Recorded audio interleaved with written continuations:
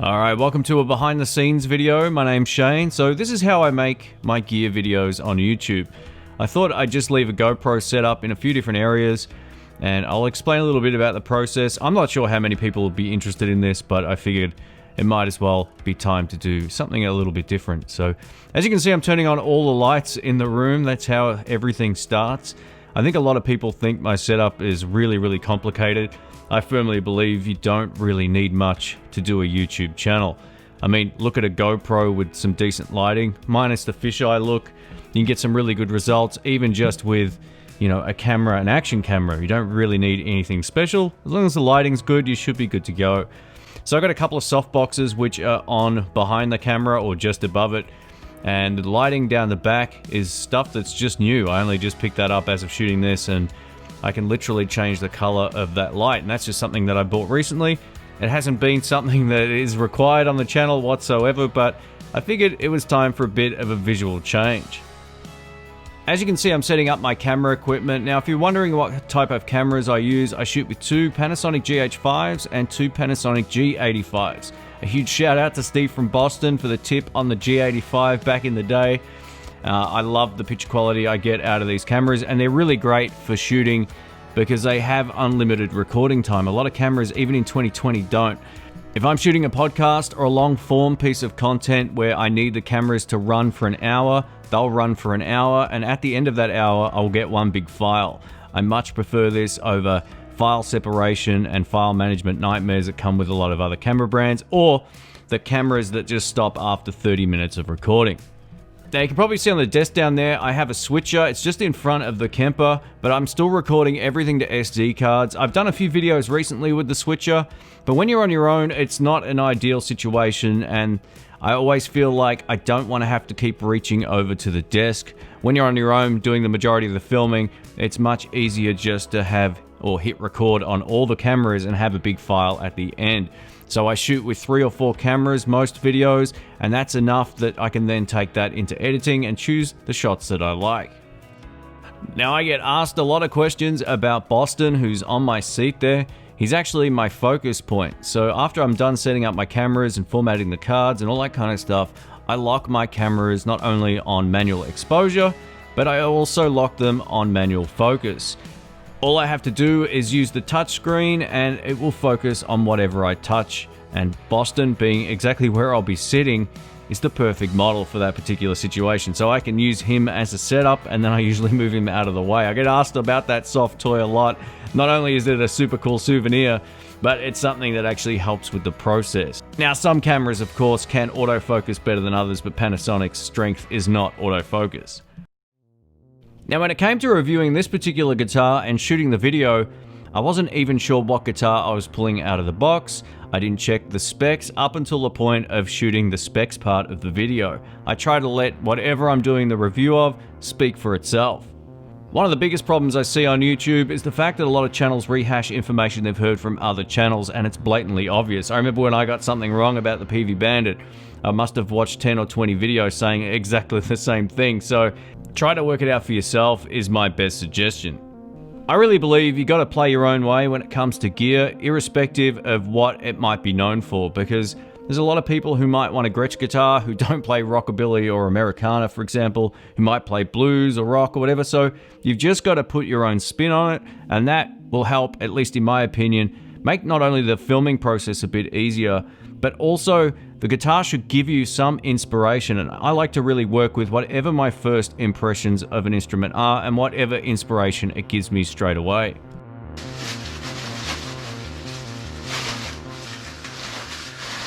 Ooh, here we go.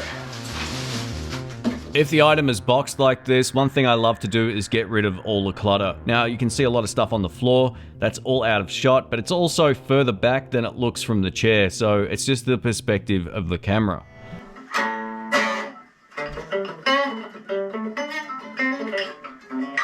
One of the things I always like to do anytime I unbox a guitar for the first time is just to play it acoustically, just to see if the setup's fine or whether it needs any slight adjustments. Interestingly enough, I take this part of my inspiration to come up with the backing track that you're about to hear.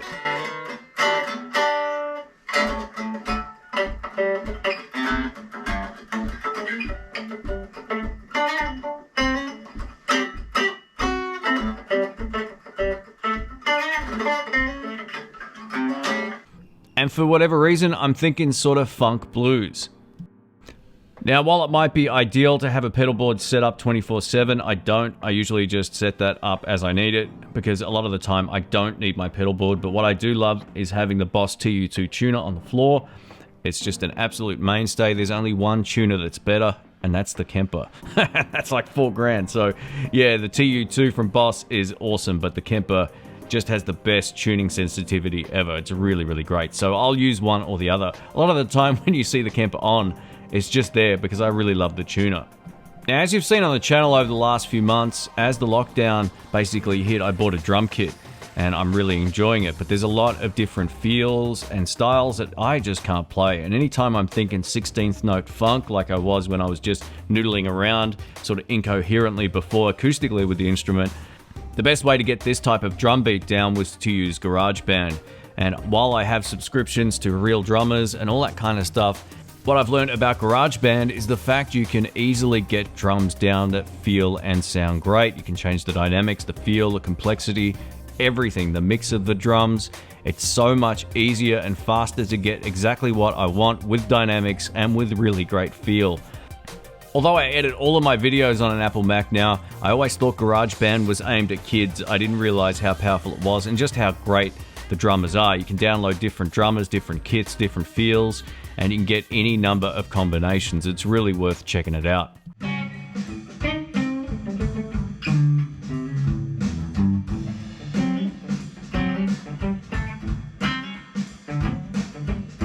So as you can hear, I'm just sort of basically noodling around the clean channel of the amp. I also take this opportunity to see how the guitar sounds with different gain stages. Now I'm plugged into the clean channel of the Marshall back there. While I am using the 2 Notes Captor X, you can also hear the speaker of the amplifier, and the drums are coming out of my studio monitors.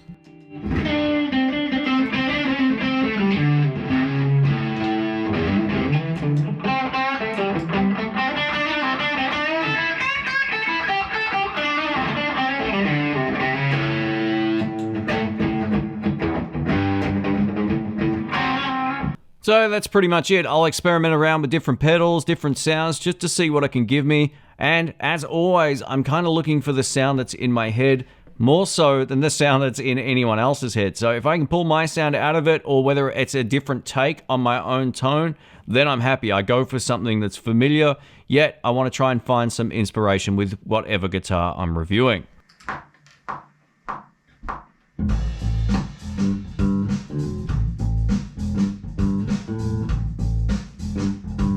So this is the take that actually worked and the one that I kept. I did patch a couple of sections. Usually I try to get it out in one take, but you know, not being a native bass player, sometimes I just have to say to myself, you know what, it's quicker for me just to patch a bung note here or there than go over it all again. I tried a few times before I just did the patch method, but yeah, I always try to force myself to play at the best of my abilities on that particular day. And I take that approach with anything. I don't release a video unless I'm happy with what it is I've played on the video. Up next, what I like to do is match the drums to my actual bass parts. As I mentioned earlier, I like to play with dynamics, so while the initial drum track doesn't have any, I know in my head if I'm playing something dynamic and it's on time, it will be very easy for me just to correct the drums. And this particular process using GarageBand was something that I only found out about a week or so ago, and it's been fantastic. So yeah, just being able to play on time and change up the feel, add in some percussion, all that kind of stuff has drastically changed the way I work.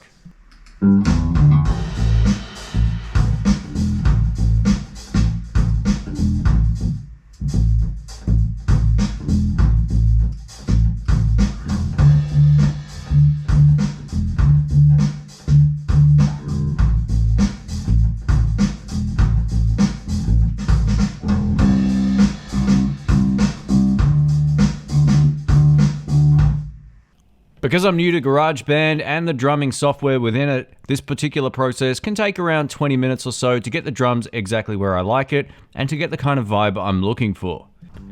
Now, one of the things I like to do before I hit record on my actual cameras is just to have a play test of different tones and different feels, both rhythm and lead parts.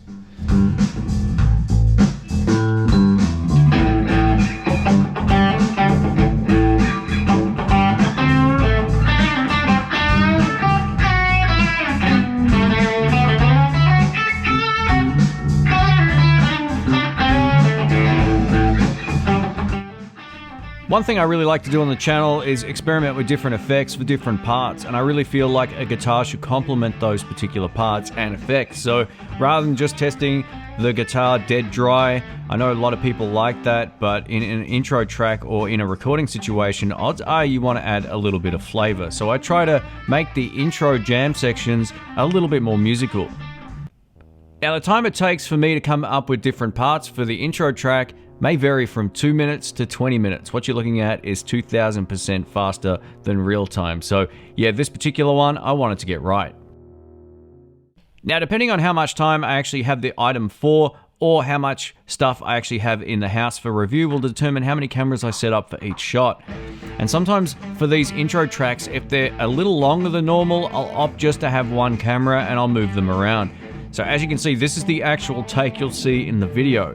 I played this pretty much right about the third time. I've stuffed it up a few times beforehand, but I'm not going to subject you to that. It's basically still feeling it out and then deciding on a feel itself. My train of thought with any of these rhythm parts is the rhythm track should take it somewhere, both musically and dynamically.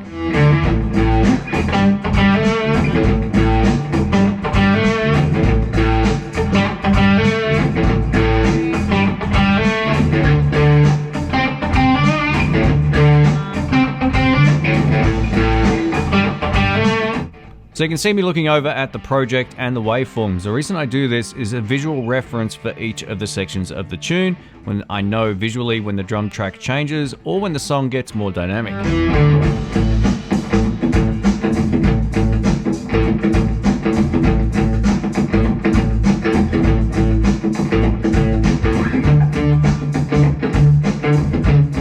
Next in the project, but not every project, but in this particular case situation, I'm recording a secondary rhythm track. Sometimes I might have up to 4, just depending on what the arrangement of the track is. But for this, I'm gonna kind of keep it simple. The first track was busy enough to keep, I guess, the rhythm feel going.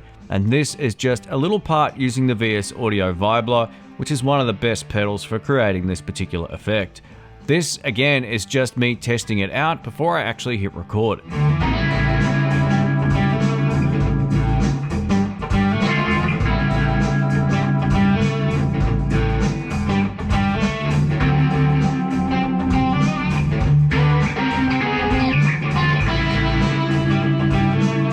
This is why I do it a few times before I hit record, because as you can hear, I make plenty of mistakes. The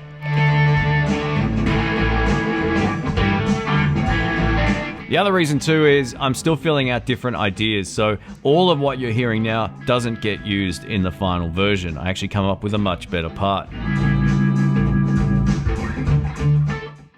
And here's the final rhythm track that you hear in the video. Notice also, just to save time, I've moved my primary camera off to the right of screen, looking sort of along the fretboard. I like to get different angles and views just to mix it up visually.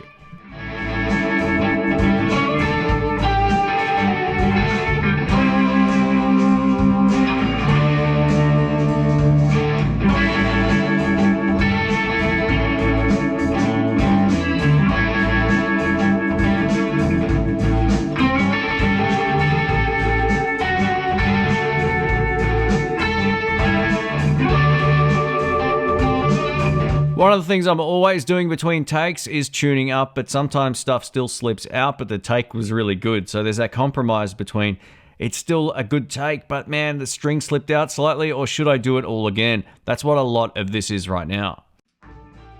So there's a couple of things that go into making a guitar take a keeper. And this is the same whether or not you're making a video on YouTube or whether you're playing a part on a recording. You need to play with conviction.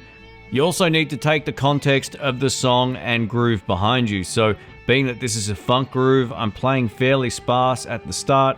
I'm also trying to escalate my solo up while still being very aware of those 16th notes, so my solo makes sense in context to what's going on around it.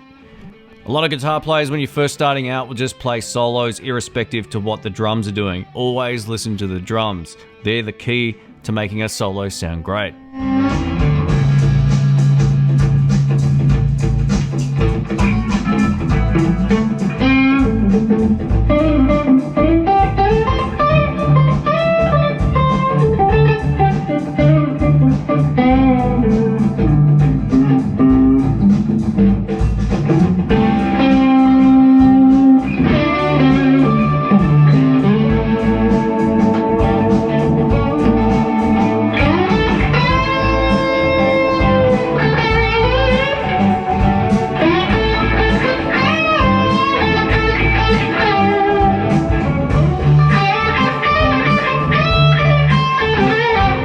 Now this solo was the one I planned on keeping, but I didn't hit record on my camera, or I double tapped it, which totally sucked. So I had to go back a bit later on and re-record this solo, but I tried to get them right in one take, and this one would have been great. Now I also noticed there was one really wrong note in the bass part, so I went back and just patched that note. What I tend to do is just play over what I've done and just basically splice out the section that I need. It was only one really bad note, but I ended up replacing one bar. Now usually after the intro track, I jump straight into recording the demo section of the review where you hear the guitar product or whatever it is isolated. But it had taken me an hour and 20 minutes to this point, so I figured what I'd do is just have a break from playing and just get the mix on the backing track or jam track sorted out. Now while I say getting the mix sorted out, what I'm doing here is adjusting the drums and bass first and foremost, and then just panning and setting the levels on the guitars. I don't do anything to the guitar tracks in editing or post, so what you're hearing is a real representation of what's being recorded.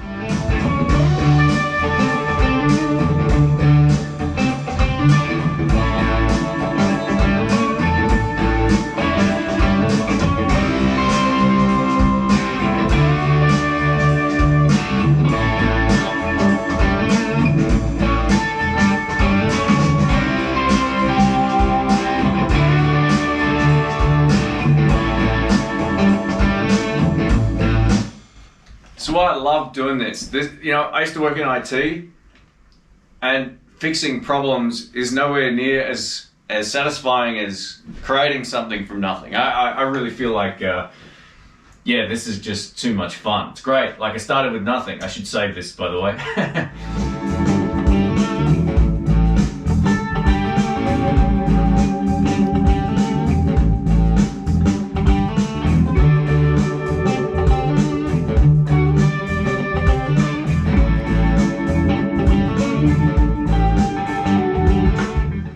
So that's the first part, get the backing track done. I like to do this before I do anything else because it's all for me about how the guitar feels to play, what it's like in the hands, all that kind of stuff, and I get my first impressions of just how it feels compared to the stuff that I've been playing over the last few days. So yeah, not bad. I got a couple things I'm going to say about it in the video, but overall, I mean, the tones are really cool, so that's the main thing. So that first section took 1 hour and 22 minutes just to get the backing track done. So just to let you know, this is how long it can take. Now, I've got a lot of pre-recorded backing tracks, but at the moment, I'm in this really weird sort of creative mode where each of the videos has their own backing track. And I've just put my old Mac in this room. It's a 2015 iMac, and I've never really used GarageBand that much. And I got to tell you, I'm loving it. It makes coming up with drum tracks really great, because you can change the feel, the tempo, it's real samples, and yeah, I don't know why I would want to use anything else just for time efficiency. It's really quick, giving me feels I technically can't play on drums. So overall, this has been just an absolutely game-changing thing for my productivity. And so the next part of this video, I shoot all the playing parts, so all the main part of the video, and then I do all the talking at the end because I feel like it's good to play the instrument before you comment on it. At least that's the way that I work anyway. So I've just set up all my cameras, going to double check my focus, get my wireless pack on, all that kind of stuff, and keep going. So here we go.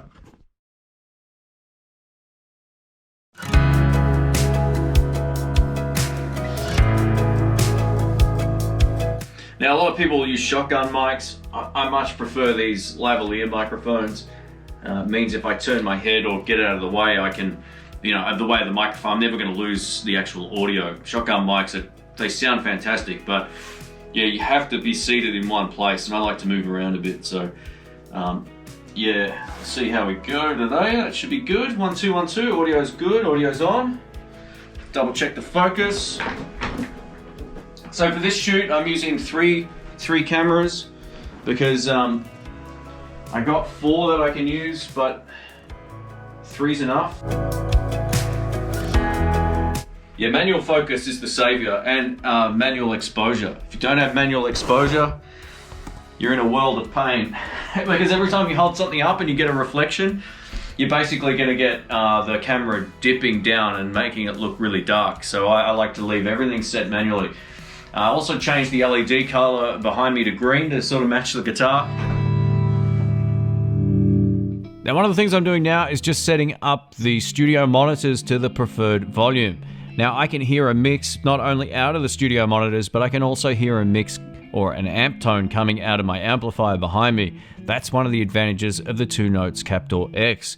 Whereas the 2-Notes Torpedo Live, I'd be going out of my amp into it, but then only into my studio monitors. Now I can actually hear the tone of my amp behind me, or I could mic up that amplifier. But being that the 2-Notes Captor X does such a great job, I can highly recommend checking these out if you're making videos or if you want to record professionally.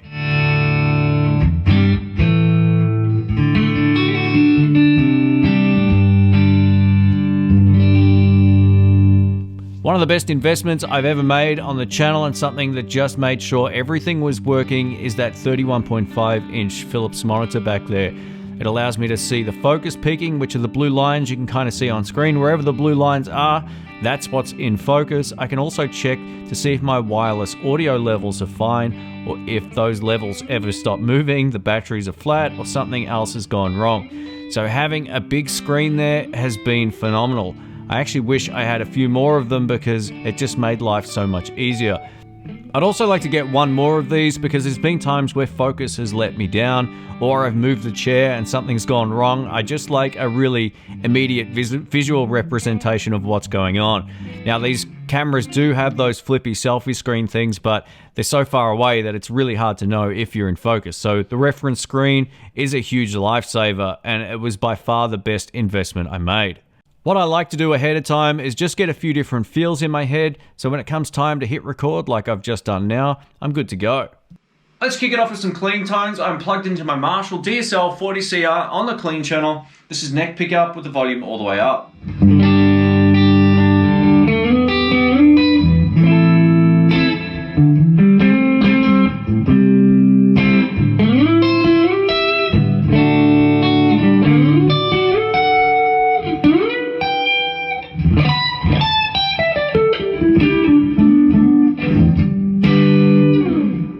Now, I like to play parts until I get them right, which means I don't always get them right the first time, and other days I get them right the whole way through, so it's touch and go. And also when you're playing a new instrument for the first time too, it can feel a little bit different and also throw you out. But I like to be fairly fussy with what I play. I usually give myself one flub per part, and if there's any more than that, I just do it again and then switch to a different camera. If you ever see this camera switch at the start of one of my parts, odds are I've made a mistake and I needed to kind of slot that in. Now, there's nothing wrong with leaving mistakes in the playing, but just to keep things concise and at least tidy, I like to do it this way.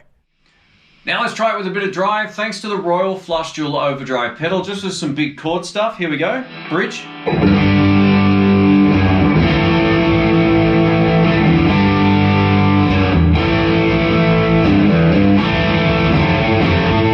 As you might have guessed already, all the camera swaps are done in editing. I could use a switcher for this, but I like to have a little bit more creative freedom over the project. Switchers definitely save time, but for me, this works well.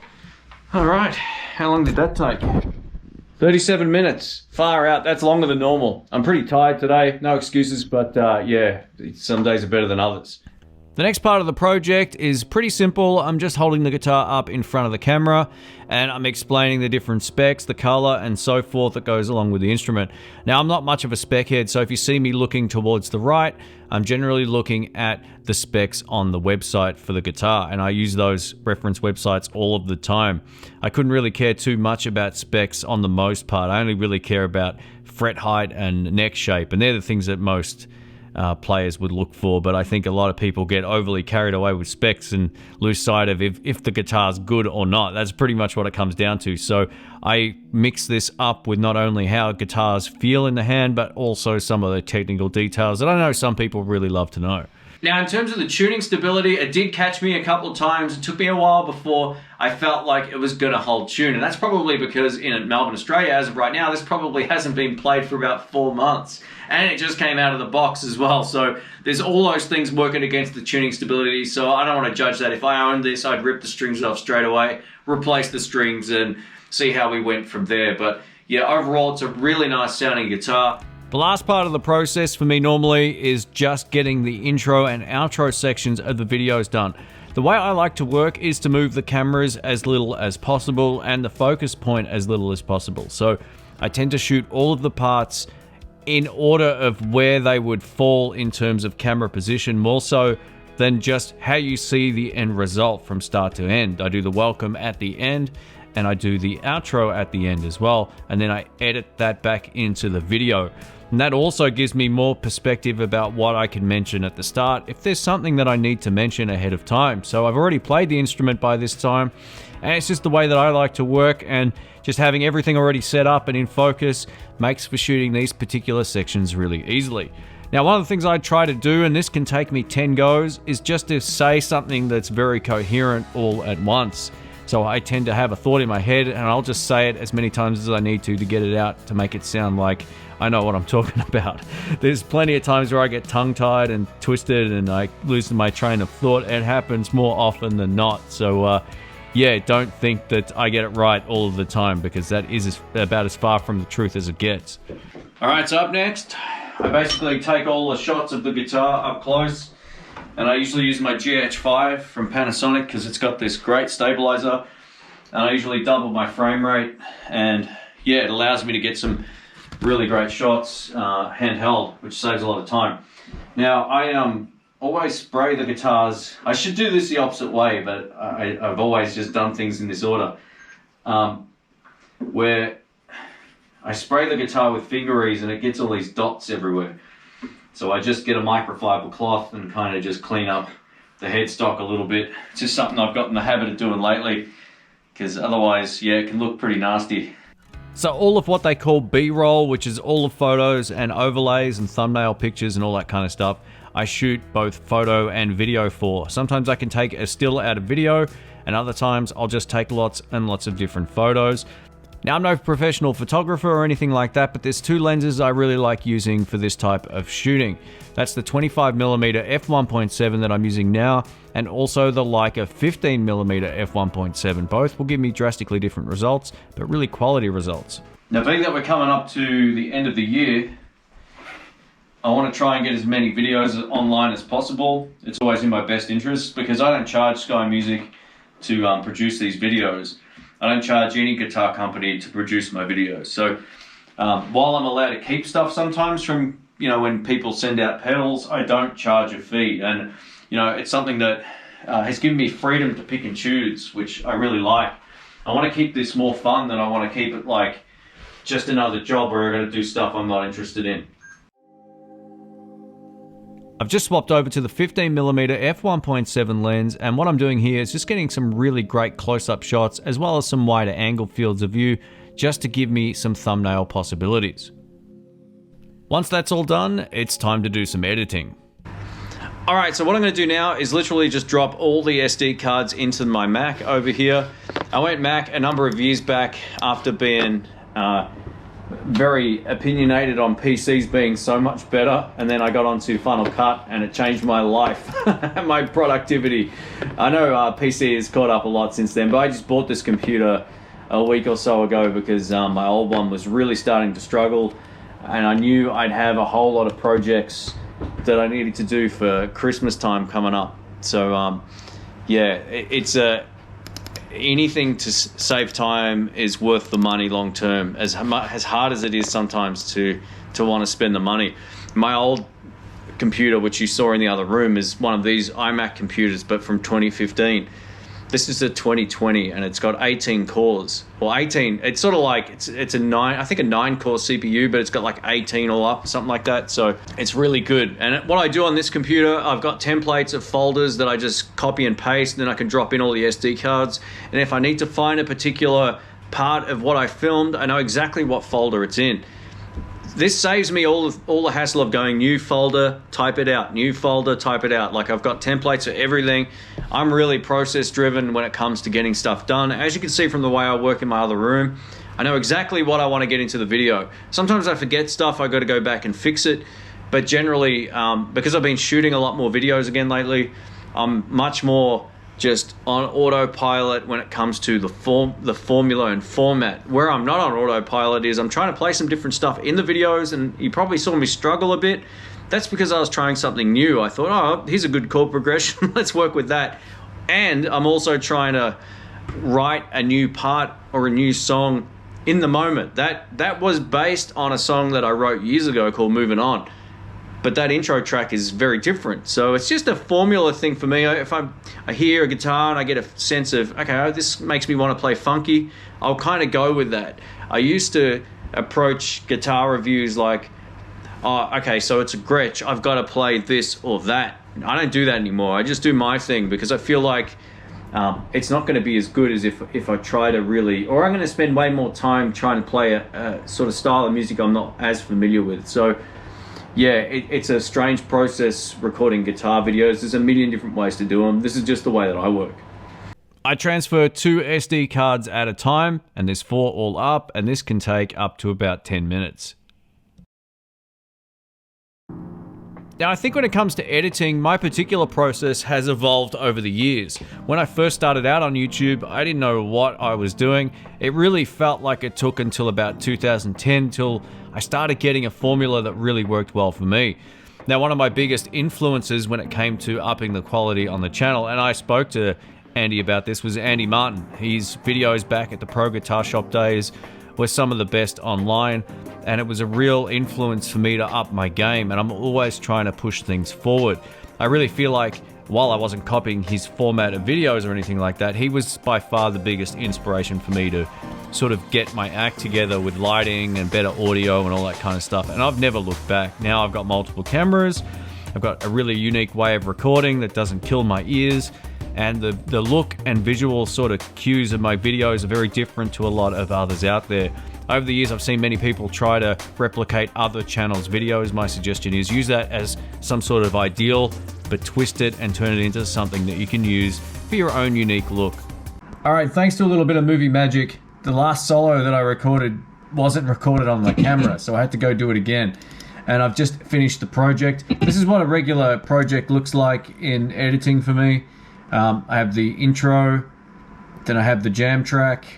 This is a fairly uncomplicated project. It may look complicated if you haven't done editing before or if you make basic videos, but yeah, everything layers is different shots and all that kind of stuff. So yeah, it is what it is. I'm pretty much through it. I'm just going to proof it at double speed just to make sure that there's no mistakes. I always end up getting a typo in there or something like that. But yeah, everything looks good. So I'm going to go back and just proof watch this, make sure that we're good to go before we hit upload. Nothing worse than having to pull a video down, which I'm completely guilty of. My least favorite thing to do in this entire process is when I think I'm finished and then I realize I didn't hit record on the camera like I did with that solo, so I had to go back and do it again. That's by far the worst thing in the world. Or if the camera's out of focus or something like that, sucks. But in terms of just the process itself, this is one of my least favorite things because you've already worked on the project for a good couple of hours, and yeah, I just have to hit play and focus, because if I get distracted, I may miss an error. So I like to just see if everything's good. The Gretsch G5622 electric. All right, here we go. In today's video, we're checking out the Gretsch G5622 electromatic center block electric guitar in what they call Georgia Green.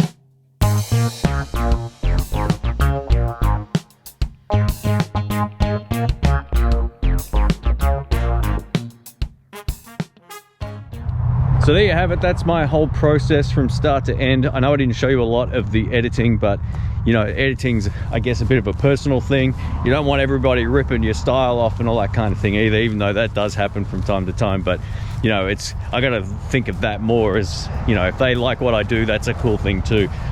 So there's been times where I've gotten through the whole process, I've proofed it back and I can't stand it, and I hit delete. It happened twice about 2 weeks ago.